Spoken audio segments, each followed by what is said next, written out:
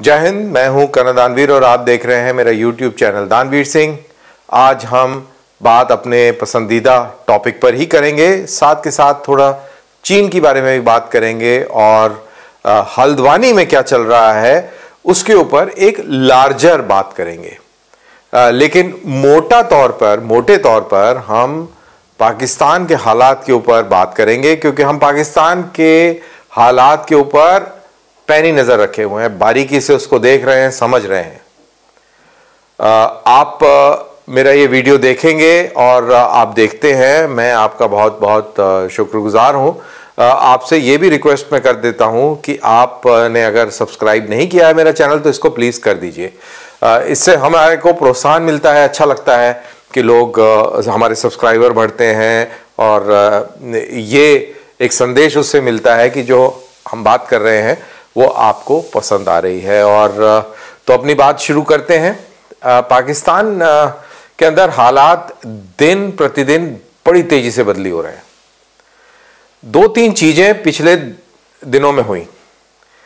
तहरीक-ए-तालिबान पाकिस्तान ने एक पूरा डेटा निकाला जिसके अंदर उन्होंने डिस्ट्रिक्ट वाइज अपने हमलों का ब्यौरा दिया, कितने पाकिस्तानी फौज के एहलकार जो उनके सैनिक थे उनको मारा, कितने जख्मी करे, कितने पुलिस वाले ख़त्म करे वगैरह वगैरह, और कौन कौन से शहर में किस तरीके का ऑपरेशन किया। तो तकरीबन उन्होंने 1500 के करीब पाकिस्तानी फौजी, सिविलियन और पुलिस वालों को मौत के घाट उतार दिया है।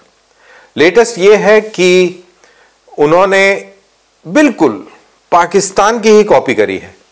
जैसे पाकिस्तान ने अमेरिकन्स को धोखा दिया था और अमेरिकन से पैसे लिए थे और तालिबान को पाला था, हक्कानी नेटवर्क को पाला पोसा था और अंडर कवर उनकी शूराज इस्टेब्लिश करी थी और शैडो गवर्नमेंट्स थी, शैडो गवर्नर्स थे, शैडो डिफेंस मिनिस्ट्री और सारा कुछ उस तरीके से था।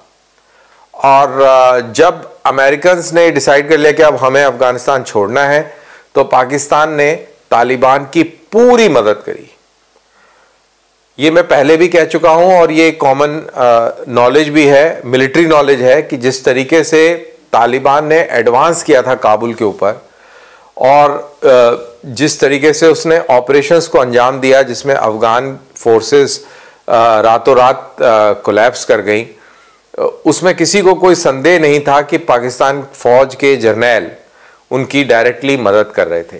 पूरा लॉजिस्टिक सिस्टम पाकिस्तान का, मॉडिफाइड लॉजिस्टिक सिस्टम, जिससे कि वो थोड़ा तालिबानी लॉजिस्टिक सिस्टम लगे, वो पूरा का पूरा रन कर रहा था और पूरा तंत्र जो था तालिबान की मदद करने में लगा हुआ था। इमरान खान ने बड़ा फेमसली ये बोला था जब काबुल के ऊपर फतेह कर ली थी तालिबान ने कि तालिबान ने अफगानिस्तान को आज़ाद करा लिया है। तो जो टैक्टिक्स पाकिस्तान ने अमेरिका के खिलाफ तालिबान को लेकर बनाई थी, एग्जैक्टली हूबहू वही टैक्टिक्स तालिबान ने पाकिस्तान के खिलाफ अप्लाई कर दी है। और अगर आप पाकिस्तान की नेशनल सिक्योरिटी काउंसिल की भाषा सुनेंगे तो आपको लगेगा कि शायद ये कहीं सुनी हुई है हमने। दरअसल वो भाषा भारत बोलता रहा है और किसके खिलाफ बोलता रहा है? पाकिस्तान के खिलाफ बोलता रहा है कि अगर तुम दहशतगर्दी बंद नहीं करोगे, अगर तुम्हारे इलाके से दहशतगर्दी होती हुई हमको नजर आई, दिखी, तो हम एक्शन लेंगे और हम स्ट्राइक करेंगे। और वही भाषा हम देखते हैं कि पाकिस्तान अब तहरीक-ए-तालिबान के खिलाफ, अफगानिस्तान के खिलाफ बोल रहा है। Cross border terrorism, right to defend, carry out punitive strikes,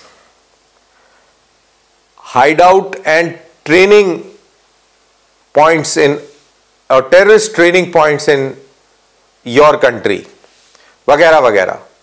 exactly इन शब्दों में नहीं, लेकिन इसी तरीके से।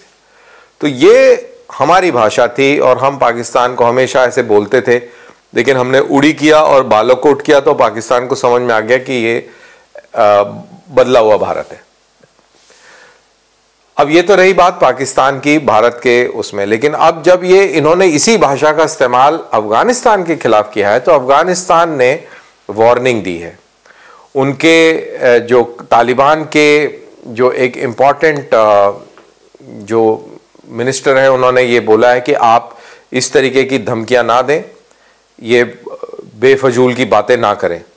उन्होंने पाकिस्तान की 71 की जंग की हार और जनरल नियाजी की वो फोटो जिसमें उन्होंने इंस्ट्रूमेंट ऑफ सरेंडर को साइन किया था जनरल जगजीत सिंह अरोड़ा के सामने, उस फोटो को भी ट्वीट किया है। दरअसल तालिबान एग्रेसिव है और तालिबान वही हथकंडे, वही चीज जो पाकिस्तान ने अमेरिका के खिलाफ अप्लाई करी थी, वही अब पाकिस्तान के खिलाफ अप्लाई कर रहा है। तो लौट के बांस बरेली को आए, वो वाली सीन हो गया है। और जैसा कि मैं पहले भी कह चुका हूं कि पाकिस्तान की इकोनॉमी बहुत खस्ता हाल में है।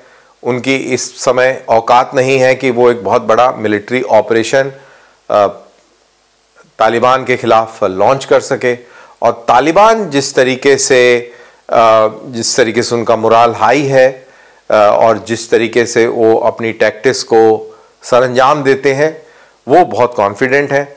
उनको लगता है कि अगर हमने अमेरिका को हरा दिया तो हम पाकिस्तान को बड़े आसानी से हरा देंगे, क्योंकि पाकिस्तान का सोचना, पाकिस्तान की जो सीक्रेट्स हैं, पाकिस्तान के जो इस्टेब्लिशमेंट्स हैं, मिलिट्री इंस्टॉलेशंस हैं और काम करने का जो पूरा ओवरऑल तरीका है, उससे वो बहुत अच्छी तरह वाकिफ़ हैं। उनको पता है कि कैसे टारगेट करना है।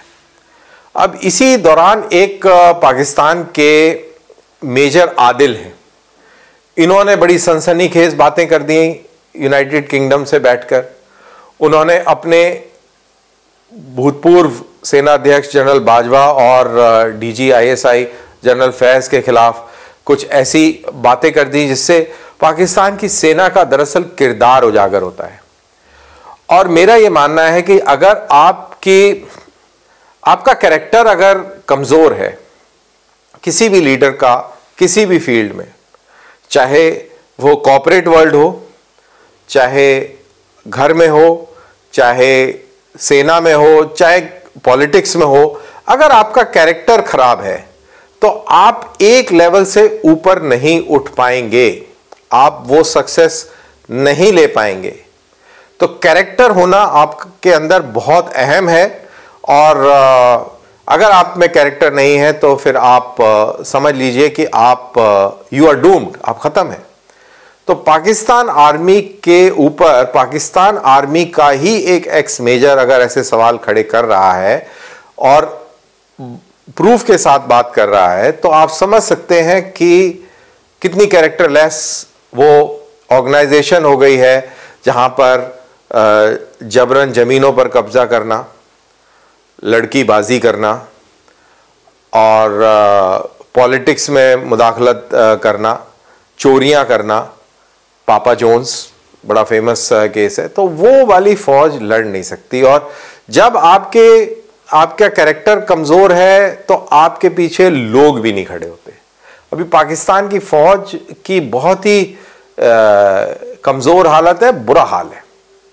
अब पाकिस्तान की फौज अपना कोशिश कर रही है कि किसी ना किसी तरह इस चीज़ को सैल्वेज किया जाए। हमने रजौरी के अंदर एक हमला देखा, हमने श्रीनगर में भी एक ग्रेनेड हमला देखा न्यू ईयर्स के एकदम बाद।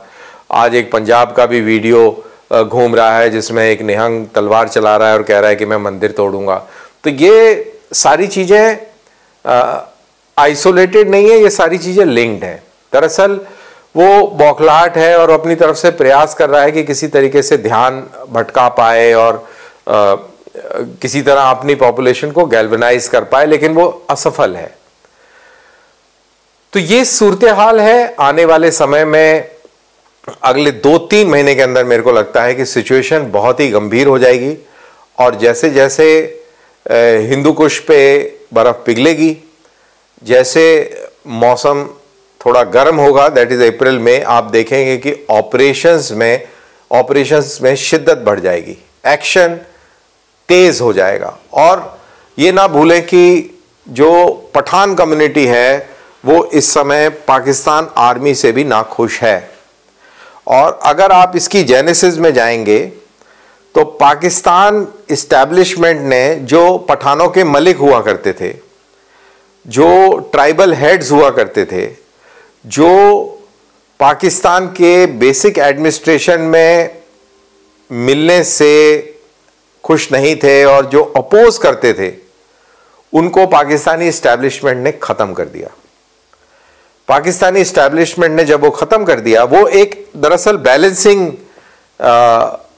एक्ट करते थे। वो लोग जो उनकी जो सोसाइटी है वो बिल्कुल कट्टर है, बहुत ही इस्लामिक वैल्यूज़ को मानने वाले लोग हैं, but at the same time आपको हैरानी होगी कि वहाँ पर सूफियाना नज़रिया भी बहुत स्ट्रॉन्ग था। तो इन मलिक लोगों को जब इन्होंने ख़त्म किया तो उसकी स्पेस ऑक्यूपाई करी पाकिस्तान के मदरसा छाप जो तालिबानी थे, आतंकवादी थे, उन्होंने पूरे माशरे को एक इस्लामिस्ट मुआशरा बना दिया, चाहे वो पठान अफगानिस्तान का हो, चाहे वो पाकिस्तान का हो। और इसमें पाकिस्तानी इस्टेब्लिशमेंट का ये रोल था कि उनका ये लगता था कि हम इस तरीके से ये पूरे पठानों को इनका जो स्ट्रक्चर है उसको हम तोड़ देंगे, इस्लाम को उस तरीके से वहाबी इस्लाम को हम लेके आएंगे और वहाबी इस्लाम हम कंट्रोल करते हैं और हम इनको कठपुतली की तरह नचाएंगे। तो ये इस्टेब्लिशमेंट का जो ये बड़ा गेम प्लान था, ये फेल हो गया। इनफैक्ट पाकिस्तान की कोई भी नीति जो कि सिर्फ फौज बनाती है, एक भी 1947 से लेकर आज तक एक भी सक्सेसफुल नहीं हुई है। और मेरे को अब ऐसा लग रहा है कि आने वाले समय में, और आने वाला समय कोई बहुत लंबा नहीं है, कुछ ही महीनों में आप देखेंगे कि पाकिस्तान के अंदर त्राहिमाम मचने वाला है। और तालिबान को समझ में आ गया है कि इस समय पाकिस्तानी स्टेट बहुत कमज़ोर है और यही मौका है, लोहा गर्म है हथौड़ा मार दो। तो वो वाला सीन चला हुआ है और देखते हैं कि ये आगे कैसे होता है। चाइना की भी थोड़ी बात कर लें। चाइना की जो इकोनॉमी है वो कम हो रही है और एक बड़ी इंटरेस्टिंग बात जो मुझे को लगी, समझ में आई और कहीं मैं पढ़ रहा था कि चाइना इतना घबराया हुआ है इकोनॉमिक पॉइंट ऑफ व्यू से कि उसने रूस की इकोनॉमिक लेवल पर मदद करना बंद कर दिया है। उसने उसके साथ में जो इंपॉर्टेंट कंपोनेंट्स हैं आईटी रिलेटेड और टेलीकॉम रिलेटेड, वो सिर्फ 2% पर लेके आ गया है। और क्रिटिकल टेक्नोलॉजीज का निर्यात करना रूस को बंद कर दिया है। इकोनॉमिक साइड में भी उसकी मदद नहीं कर रहा है क्योंकि उसको डर है अमेरिका की सैंक्शंस का। तो ये हालत हो गई है चाइना और रूस को लेकर, और स्थिति ऐसी बन गई है कि रूस अब एक सेकंड और थर्ड ग्रेड पावर बन के निकलेगा। चाहे वो यूक्रेन का युद्ध भी जीत जाए, लेकिन फिर भी अब रूस अपने पैरों पर अगले 25-30 सालों तक नहीं खड़ा हो पाएगा। तो ये एक बहुत बड़ी सीख है। और चीन का जो प्रैग्मेटिज्म है ये देखने वाला है एज फार एज रशिया को लेकर। तो मेरा पॉइंट ये है कि क्या वो प्रैग्मेटिज्म इंडिया के साथ भी दिखाएगा? क्या इंडिया के साथ वो स्केल डाउन करेगा या कैसे ये सिचुएशन पैन होगी? मैं अपने दोस्त से बात कर रहा था, उसने ये कहा कि भाई इंडिया और चाइना के बीच में जंग चल रही है, जंग के अलग अलग रूप हो गए हैं। जंग सिर्फ गोली, बम्बों और मिसाइलों से नहीं चल रही। आज की दुनिया में जंग के अलग अलग शक्ल है, अलग अलग रूप है। और इंडिया चाइना के बीच में जो पिछले 2 साल से लड़ाई चल रही है, ये एक साइलेंट वॉर है। दरअसल मैंने एक आर्टिकल भी लिखा है, the silent war between India and China. तो ये जो साइलेंट वॉर है ये बड़ी जोर शोर से लड़ी जा रही है और इसके अंदर ऑफेंसिव हो रहा है टेक्नोलॉजी के जरिए, ऑफेंसिव हो रहा है इकोनॉमी के जरिए, ऑफेंसिव हो रहा है आपकी अपनी कैपेबिलिटी और कैपेसिटी, जो डिफेंस की कैपेबिलिटी और कैपेसिटी को बढ़ाकर वो ऑफेंसिव हो रहा है, डेटरेंस पैदा किया जा रहा है। और इस तरीके से हमारे दोनों मुल्कों के बीच में जंग जारी है। तीसरा पॉइंट जो मैं बात कर रहा था उस पर भी गौर करना बहुत ज़रूरी है, वो हल्द्वानी का केस है।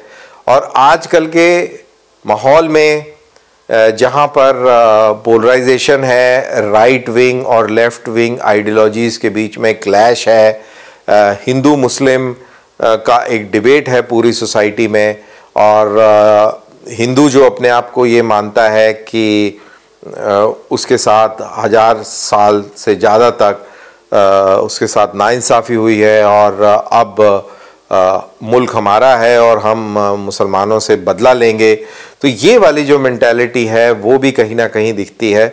तो हल्द्वानी की जहाँ तक बात करें, मैं अपने तजुर्बे से ये आपको बता रहा हूँ कि कई ऐसी जगहें हैं, मेरे ख्याल से शायद ही कोई ऐसी रेलवे प्रॉपर्टी हो इंडिया में जिसके ऊपर अतिक्रमण ना हुआ हो। हल्द्वानी कोई इकलौता एग्जाम्पल नहीं है। वोट बैंक के लिए लोगों को पार्टियों ने, पॉलिटिकल पार्टीज़ ने वहाँ पर बसाया। जो ब्यूरोक्रेसी थी, एडमिनिस्ट्रेशन था, उन्होंने पैसे लिए और पैसे लेकर वो बसावट करी। तो सरकारी ज़मीनों पर बहुत जगह इंक्रोचमेंट है, रेलवे लाइन पर है, डिफेंस लैंड के ऊपर भी कई जगहों पर, कई स्टेशंस में इंक्रोचमेंट है इसी तरीके से। और ये एंक्रोचमेंट हटना चाहिए, इसमें कोई दो राय नहीं है, लेकिन एट द सेम टाइम हमें ये भी नहीं भूलना चाहिए कि हम एक डेमोक्रेसी हैं, रिस्पॉन्सिबल डेमोक्रेसी हैं। हम कोई औरंगज़ेब या बाबर की सल्तनत नहीं है। हम एक प्रॉपर कॉन्स्टिट्यूशन ड्रिवन डेमोक्रेसी हैं। हमें कोई भी कदम नहीं उठाना चाहिए जिससे कि हमारी मुल्क के ऊपर और हमारी डेमोक्रेसी के ऊपर दाग लगे। हजारों की तादाद में फैमिलीज़ हल्द्वानी में सफ़र करेंगी अगर वहाँ पर बुलडोज़र चलेगा। आप उनको खुले आसमान में ऐसे नहीं छोड़ सकते बेघर। इंटरनली डिस्प्लेस्ड पीपल की तरह आप नहीं छोड़ सकते। ऐसा अगर आप छोड़ेंगे तो उससे क्राइम बढ़ेगा और उससे बहुत सारे सोशल इश्यूज़ भी पैदा होंगे।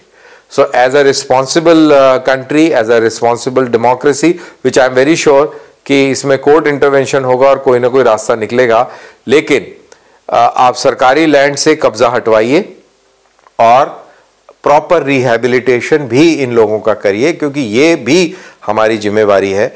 इसको हिंदू मुस्लिम बाइनरी के बीच में बांध कर हमको नहीं देखना चाहिए, इसमें ह्यूमैनिटेरियन तरीके से भी देखना चाहिए। हमें अपने सिस्टम को भी रिविजिट करना चाहिए कि हमारे सिस्टम में कहाँ कमियां थी जिसकी वजह से ये काम हुए, और क्या ये सिर्फ हल्द्वानी में ऐसी सिचुएशन है या ऐसी कई सारी जगहों पर है। मेरे ख्याल से सरकार को इसके ऊपर भी एक वाइट पेपर देना चाहिए कि कितने हज़ार एकड़ ज़मीन पर, सरकारी ज़मीन पर अलग अलग प्रदेशों और शहरों में अतिक्रमण हुआ है। तो we have to be justified अपने एक्शंस में। एट द सेम टाइम जो रूल ऑफ लॉ है वो भी हमको इम्प्लीमेंट करना है, उस पर भी कॉम्प्रोमाइज़ हमें नहीं करना चाहिए। तो बहरहाल ये था मेरा थोड़ा एलैबोरेट सा मेरा वीडियो। एक टॉपिक से हटकर और 3 टॉपिक हमने डिस्कस करे इसमें। तो बहरहाल आपको अगर ये वीडियो पसंद आया है तो प्लीज़ इसको लाइक कीजिए, और जैसा मैंने शुरू में आपसे रिक्वेस्ट करी कि आप सब्सक्राइब भी कीजिए और शेयर भी कर दीजिए। तो चलिए फिर मुलाकात करते हैं एक नए टॉपिक के साथ। और पाकिस्तान एक इंटरेस्टिंग टॉपिक ही रहेगा, उस पर पैनी नज़र रहेगी।